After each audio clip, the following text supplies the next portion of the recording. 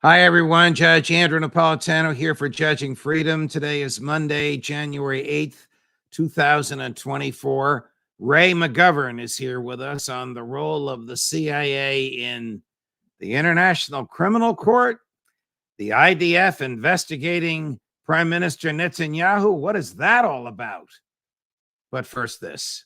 Judge Napolitano here. The world is falling apart and the government wants to spend money to try and save it. The Israelis are defending themselves from the greatest onslaught in their history. Ukraine is collapsing. We are trying to fund both on borrowed money and borrowed time. The Federal Reserve keeps raising interest rates, so everything you own is worth less and everything you earn can buy less. What can you do about it? You can buy gold and silver, the most stable commodities on the planet in the past 3,000 years. The government can't print more of it and can't interfere with it. Where should you buy your gold and silver? Do what I did and go to Lear Capital. Call 800-511-4620 or go to LearJudgeSnap.com. You'll have a very interesting conversation with a very knowledgeable person. No heavy pressure. And if you want to diversify what's in your IRA from stocks and mutual funds, consider physical gold and silver. Ask about a gold-backed IRA. You can take this information and discuss it with your spouse. And when you call,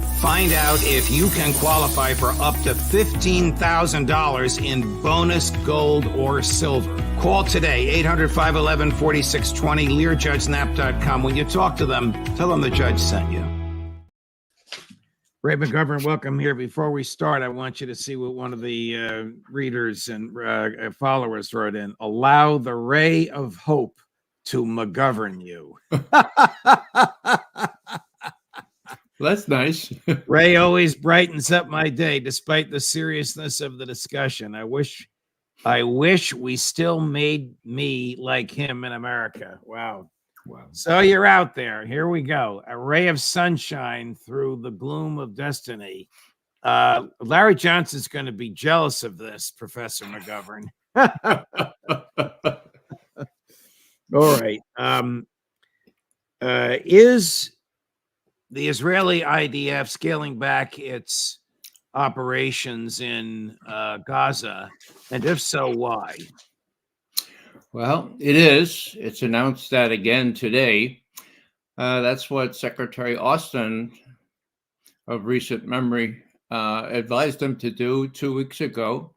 He warned them that they would suffer a strategic defeat if they didn't do that, and that they should avoid house-to-house fighting in urban settings, which he knew something about, said Austin.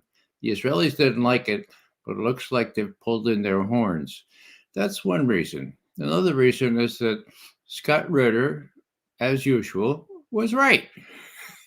The famed and fabled IDF, the Israeli Defense Forces, doesn't deserve the fame that it has had in the past. Scott described it quite well weeks ago, saying that it wasn't prepared to take on Hamas. And indeed, he turned out to be right yet again. Then there's this International Criminal Court, International Court of Justice proceeding. Thursday it starts in an expedited way. That, of course, is directed at genocide. For genocide, you get hanged or you get shot in the old days. At least you get in prison or some. In other words, it's bad. Okay. Now, Austin is a smart enough guy to realize that he fell in with a bad group. Okay. He gets home he gets home from Israel about the 18th of December, 1920th, and he looks all this over. Then the International Court of Justice has its ruling on the 29th. What happens next? Austin disappears. Where is he? He's at Walter Reed. Why did he tell anybody? I don't know. It's really speaks of something very strange. I've talked to a couple of doctors, and their best guess is it went in for a procedure to put a stent in. I've had that done. And a piece of flak got loose and caused problems. And they're really conservative about treating those things these days.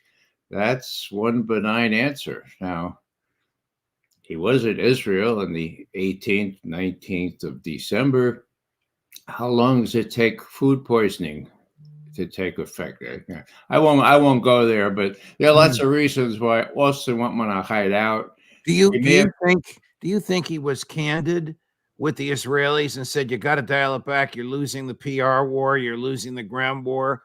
Or do you think he said the same nonsense in private to them that he said to us in public? We're behind you 110% and we'll give you whatever you need. Strangely enough, I think he was blunt with them. Matter of fact, the reporting indicated that. Even the New York Times mentioned that the Israelis were not happy with Austin at all. That he talked turkey to them, and this urban warfare thing was a very big deal. Now, most of the people who are left alive in Gaza are down in the south. It's going to be just bloodletting. And so I think that with the court procedure starting and all kinds of other things happening where Biden is finally realizing that this is a no-win situation for him politically, the Israelis have agreed to cease and desist for the nonce. Now, the other thing I mentioned this last week as a straw in the wind, okay? The USS Gerald Ford pulled back out of the area. That was odd with the increased tensions and what was that all about? I think that was Austin's or maybe the White House's way of saying, okay, look, you guys don't play ball. Don't listen to us. We're going to give you some reason for concern. And indeed, there was lots of reason for concern in Israel. So that was another straw in the wind. I think at that particular, I remember at that particular time that the Israelis for the first time said that they were pulling out several brigades out of Gaza. So combination of Ritter being right, the IDF not winning so handily, and then last but not least, Hezbollah. Do they want a two-front war? There's a report that the Defense Intelligence Agency has concluded that if they had to go against Hezbollah in the north, Israel would lose, as they did previously. So all these things coming together here, I do see some rays of light. It's a great analysis, Ray. Let me just give a little background. The International Court of Justice is a court of the United Nations. And it is not a criminal court. It is a civil court. It resolves disputes between nations. It does hear cases over genocide, but it doesn't have the ability to punish. Ray is quite correct when he said this is expedited. The South African complaint, this is a complaint by the government of South Africa, a member nation of the United Nations, against the government of Israel, another member nation of the United Nations. The government of South Africa filed a detailed, footnoted, precisely accurate complaint against the government of Israel, citing and quoting words and statements made by Prime Minister Netanyahu and members of his war cabinet, as well as open source information about what the IDF is doing, and accused it of genocide. The Israelis responded and said, this is a blood libel. We'll answer it. Well, they only have 2 more days to answer it because the hearing begins on Thursday, because you are quite correct, Ray. They did expedite the hearing. They normally don't take this. They don't do it this quickly. This is a 15-member or 13-member, panel of judges. I don't know if all 13 of them will hear this. My guess is that all 13 of them will. They're appointed by the UN. One of them is an American. This is not the International Criminal Court, before which Russian President Putin has been indicted. That is a criminal court, which does have the ability to punish.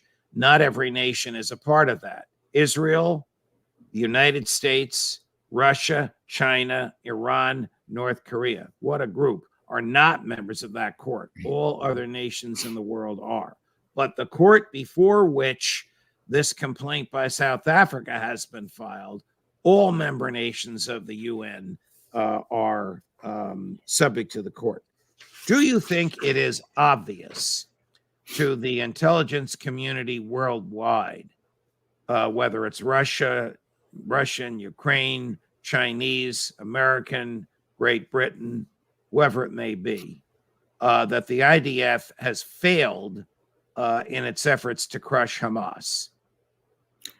I believe it is becoming clearer and clearer, and first and foremost to the Israelis themselves. I think they are very upset about what's going to happen now at the International Court of Justice.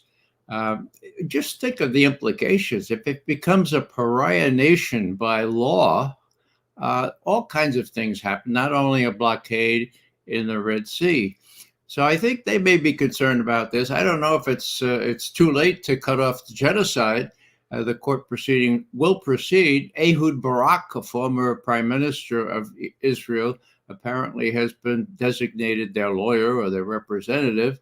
And it's just going to be very, very interesting to see how things work out on Thursday. Meanwhile, there is sort of a pause, not a pause, but a lessening of the military bombing and chaos in the southern part of Gaza. And that's a good thing. Maybe the other aircraft carrier, the USS Eisenhower, will also be withdrawn from the area, sitting duck target as it is. What became of the 2,000 Marines that Secretary Austin sent? Were they on one of the two aircraft carriers? They're certainly not on the ground. Well, I don't know for sure. Each one of those aircraft carriers carries about 5,000 folks, but they're not all Marines. I think the Marines were off in some neighboring country like Greece or Turkey or Crete or some place like that, but they were ready to go on their own landing ships. Luckily, or so far, luckily, that wasn't called for. And it looks like many people in Washington are a little fed up with the Israelis and feel a little bit double-crossed by Israeli protestations that now we can win this hands down. And Hezbollah will never think of starting a second front. It destroyed a key Israeli facility on the highest mountain, if you call it mountain, highest hill in northern Israel just 2 days ago. And that installation regulated a lot of air traffic, including military air traffic, and was an intercept station as well. So Hezbollah can do all kinds of damage. It's very interesting that the Defense Intelligence Agency in our country is saying or leaking, look, Israel, you're not going to win if you get in a war with Hezbollah. Right. What we have on the screen is a portion from the South African complaint showing the level of detail. Professor John Mearsheimer analyzed this for us. I've read it.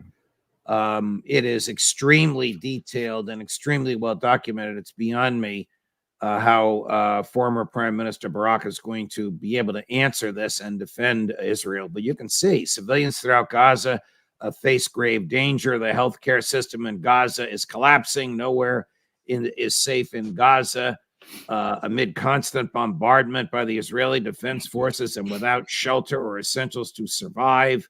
Since these letters were written, the numbers have risen more starkly. 21,000. It's now over 22,000 are dead.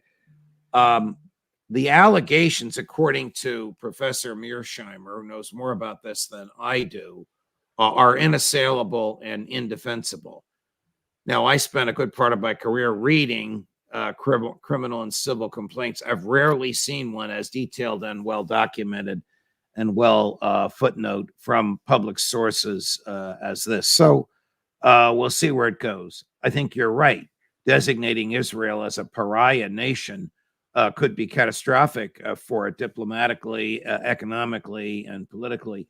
Might actually provoke the government to collapse and Prime Minister Netanyahu to lose his job. That almost happened over the weekend, Ray.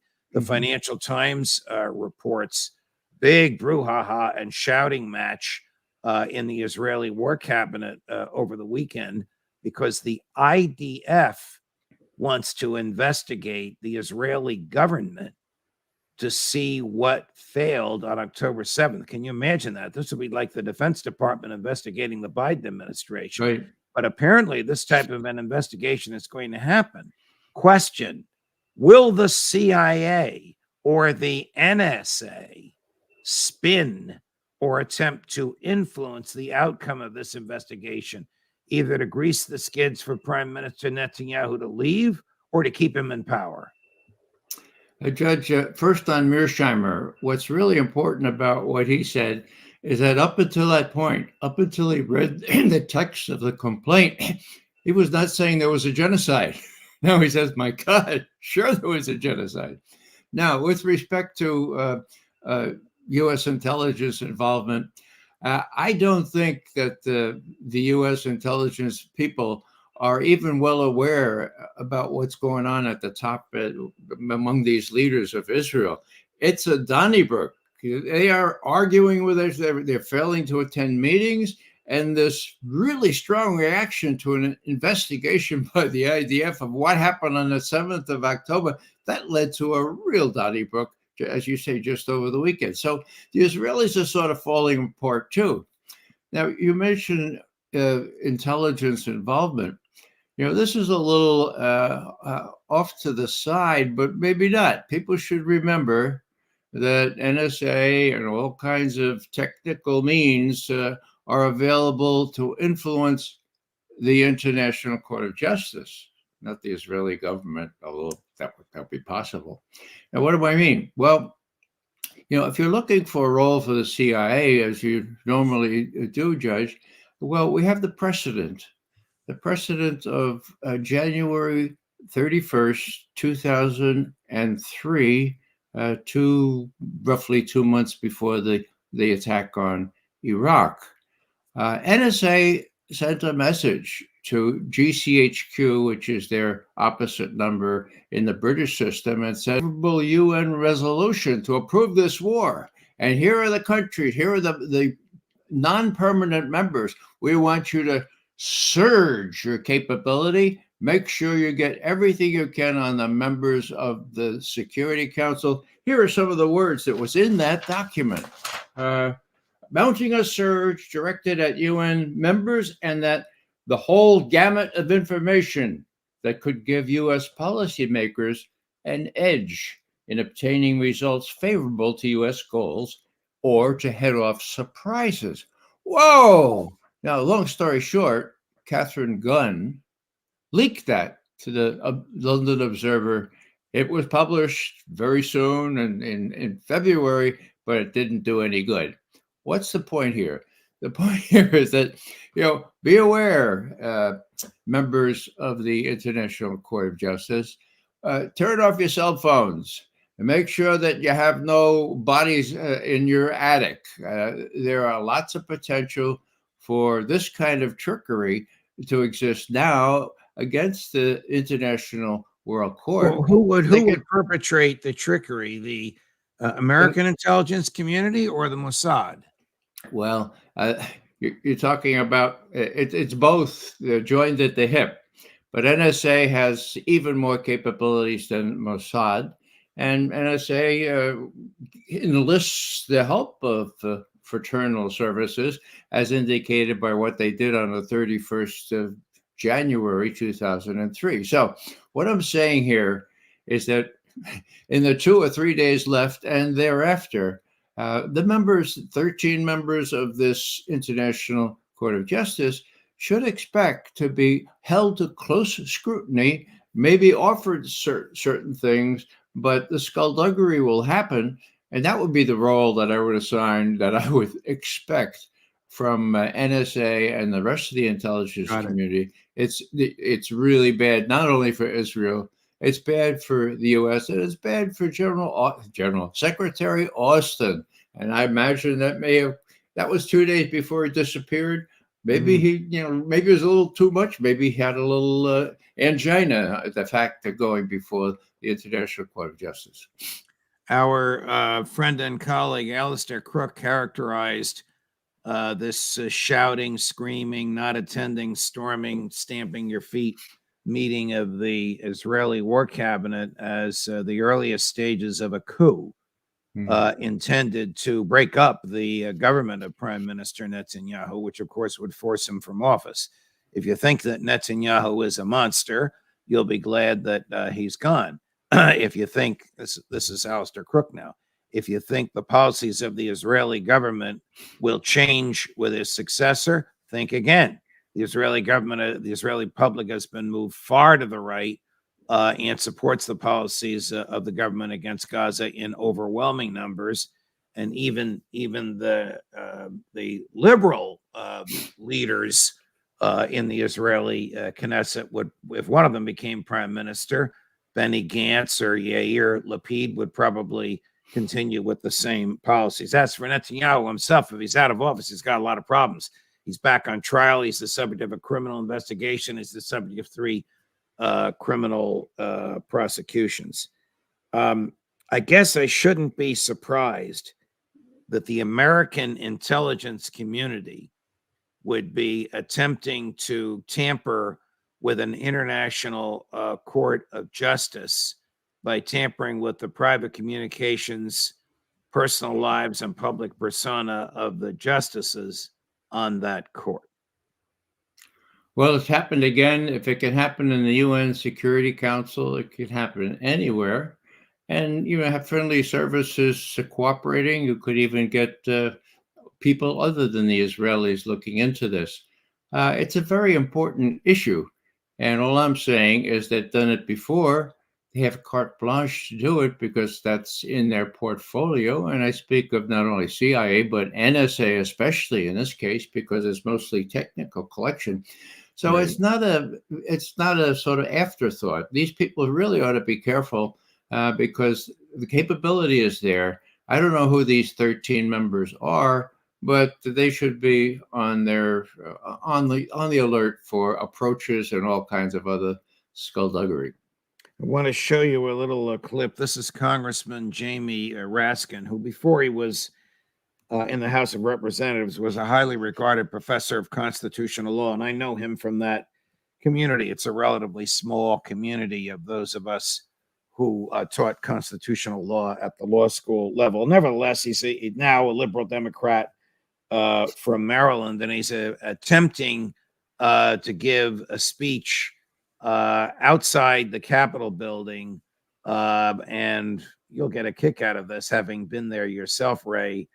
Watch what happens. The political scientists tell us that the hallmarks of an authoritarian or fascist political party are that 1, they do not accept the results of democratic elections that don't go their way. 2, they refuse to renounce or they openly embrace political violence as an instrument. What's the matter with something wrong with the sign? Is one not above the law? Hold Israel accountable. They hold Israel accountable. They accept. They're worse than Jan 6. Hold Israel accountable. Israel is not above the law. They- Hold it accountable. They accept. I'm sorry. Let me just start that again.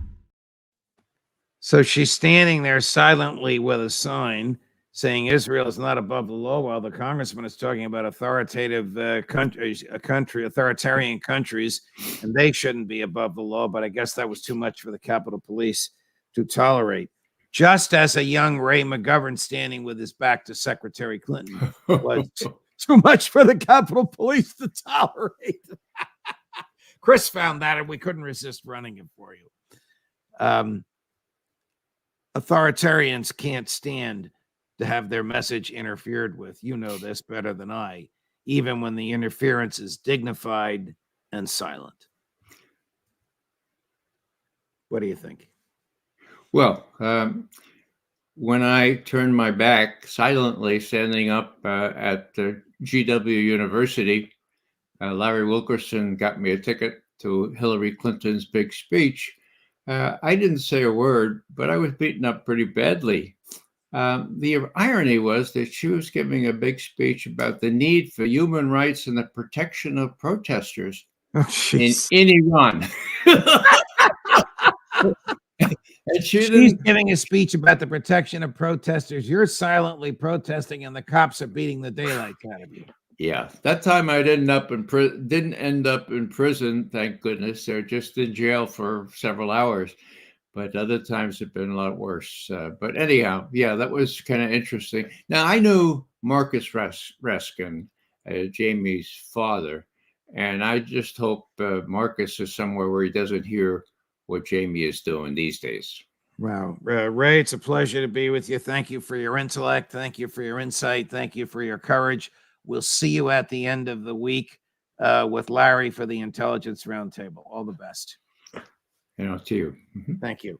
Coming up at 11 o'clock, the aforesaid Larry Johnson on Is the British Navy really advertising for admirals? You won't believe this. Judge Napolitano for Judging Freedom.